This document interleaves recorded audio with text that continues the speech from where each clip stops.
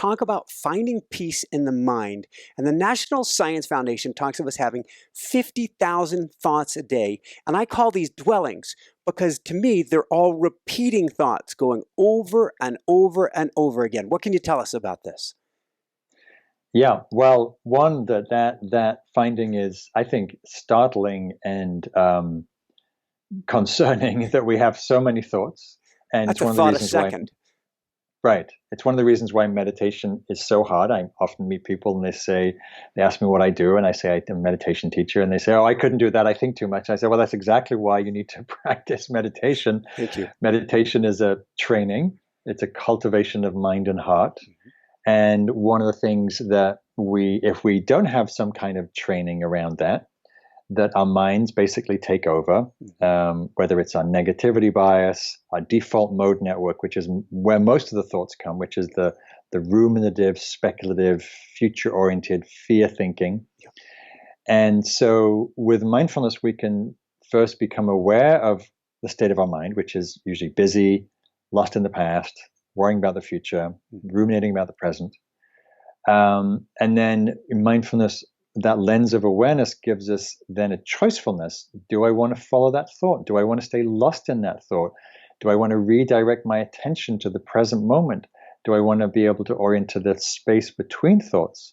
And so the more that we practice disengaging from being lost in this autopilot trance of thinking, one, we disengage a little bit. We can't stop thoughts, but we can slow down the habit of just being lost for hours on end in daydreaming. And that allows us to live more in the present. The more we live in the present in our bodies and in our sensory experience, the more actually we feel peace, we feel calm, we feel joy. And so it becomes a feedback loop. There was a time when I first complained to my meditation teacher, I said, look, I can't follow my breath for more than 2 breaths. And he said, yeah, that happens. And I was like, oh, this sucks. This is hard. He said, yeah, it's a training. And there's some point I realized, oh, this being lost in thought is a substandard form of happiness. Like we think, we tend to, we like thinking, but we tend to think that thinking is going to make us happy. Thinking has its uses, right? Create and imagine and visualize and plan, and all those are important, necessary functions. But if we let that take over, then our whole life is just lost in thought, and we miss the beauty, we miss the moment, we miss the conversations with our loved ones, we miss the sunrise and the butterfly floating by. I'm going to paraphrase this. You said getting lost in thought is a substandard form of happiness, and I'm going to compare it to chewing gum versus chocolate. Mm-hmm. We're stuck in the chewing gum rather than having a better, richer, deeper experience. Right. And because it's so habitual, and because everybody else is doing it, we stay lost there. And our focus in academia with schooling strengthens the thinking mind. And aside from something like sports, there's not so much encouragement to train the mind and shift from our head center to other modes of experience. Is a simple way to start shifting that mode of the experience? Can it be as simple as going to the breath? Yeah. So there's, as I said, many different meditations that support mindfulness, and of course the most common one is breath practice, both in throughout meditative traditions. And basically, any time that we're inclining, preferencing, orienting our attention to our physical sensory experience, breath, body, movement, body scan, listening meditation, seeing meditation, moving meditation. Anytime that we're orienting the attention away from the mind to that physical sensory experience, we're learning to ground more in the present moment. We're learning to shift that habit of just going to the mind. And then over time, that habit strengthens and we become less pulled or less seduced. And as I said, the thoughts won't necessarily stop coming. That's not our job to stop them. Our job is to find some agency and choicefulness about whether we choose to get lost there all the time or not. I love that term, less seduced. Let's go from there to how do we let go of a judging mind? Ooh, I can't believe I said that. Oh, I can't believe I'm thinking that. Oh, wait, I'm supposed to focus. What are you thinking, you idiot? Yeah, so the judging mind is pretty ubiquitous. I write about it a lot in this book. My last book, Make Peace with Your Mind, was also primarily about how mindfulness and compassion helps. Um, just as thinking is incredibly common, the judging mind is I would say epidemic levels. Yeah. Social media, I think, has made it worse because we're constantly Comparison. comparing, judging ourselves to these perfect lives. Everyone lives on Instagram. And so, again, where mindfulness is revelatory is that more than just an attention practice, it's an insight practice. And so the insight is, one, not just how much we think, but two, how much the thinking is negative, it's distorted, it's judgmental, and also how much of those judging thoughts, particularly about ourselves, but also others, are negative, they're biased, they're inaccurate, they're exaggerated. Oh, I'm always a klutz. I never remember anything. Oh, I'm never going to get my life together because I didn't get that job interview. And so the critic globalizes a particular thing. And the reason I focus on it so much is because a random thought. Oh, your car's a mess. You could have done better with that presentation. Those are random judgment thoughts. But the impact. The reason why judging thought is different than, say, an assessment of how well this podcast went, is the judgment. The impact of the judgment is it's a statement about our worth and value as a human being. Yeah. And when we buy into that, like, oh, it didn't go well, therefore you're less than, you're worthless, you're stupid.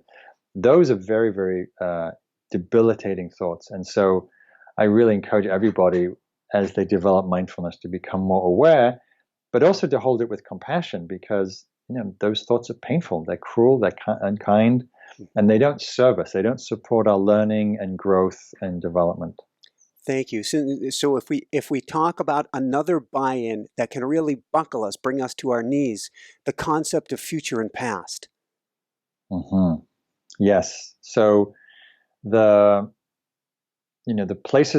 main places we get lost in our mind, if you think about it, and most people have a predilection to one or the other. Some people are lost in the past a lot, reminiscing, regretting, reliving past pleasant experiences or negative experiences. Or mostly, if I do a survey, 2/3 people live in the future, planning, worrying, anticipating, expecting, etc. And then some tend to ruminate a little more about the present, but mostly we're lost in those two orientations.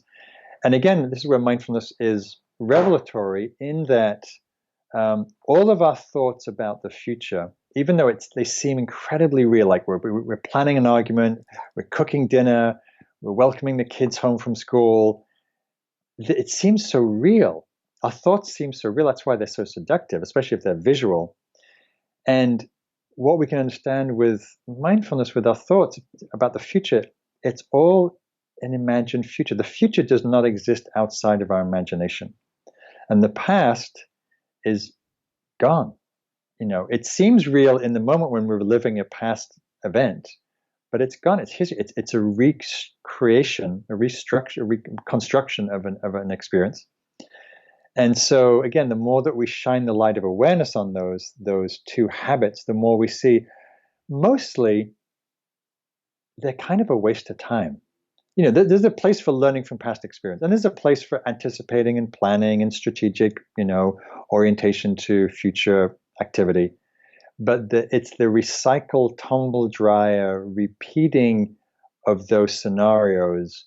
Probably 90% of that future-oriented thinking, or the past introspection, could probably be reduced or let go of, and we keep the kernel of the value of reflection and planning, but not the tumble dryer spinning.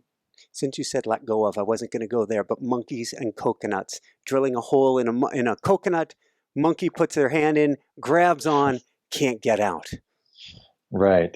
That's kind of like a metaphor for life, right? How many if you think about all the shiny things that you want in your life, right? Maybe it's wanting the perfect partner, or your partner to be relate to you in a certain way, or the perfect job or house or material things or spiritual experiences. Like the monkey puts his hand in the coconut for the banana. We tend to, and it's fine to have all those desires, whether it's for a wonderful relationship, thriving kids, financial security. These are all natural desires. Desires aren't a problem. It's when we grab them like the monkey with his hand in the coconut that gets stuck there. That's when we get into problems, because we start demanding and fixing or forcing people, ourselves, life to conform to our needs, desires, expectations. And of course, life is way too big and interesting to do that. And things change. And what mindfulness reveals, the insight that it reveals, is happiness is not dependent on certain experiences or life or people being a certain way, but our well-being comes from how we relate to experience. And of course, like any human being, we have beautiful and tragic things happening to us. How we relate to those, how we meet them, how we learn from them, how we accept them, that's where we find peace of mind, not whether we get all beautiful experiences and never have any pain or tragic things, but how we actually meet the whole catastrophe of life. You cite one of the most beautiful and poignant quotes, I think, of the last, 10 years, I don't know how many years, at the end of this section in the book by Professor Randy Pausch at the last lecture. We cannot change the cards we are dealt, just how we play the hand.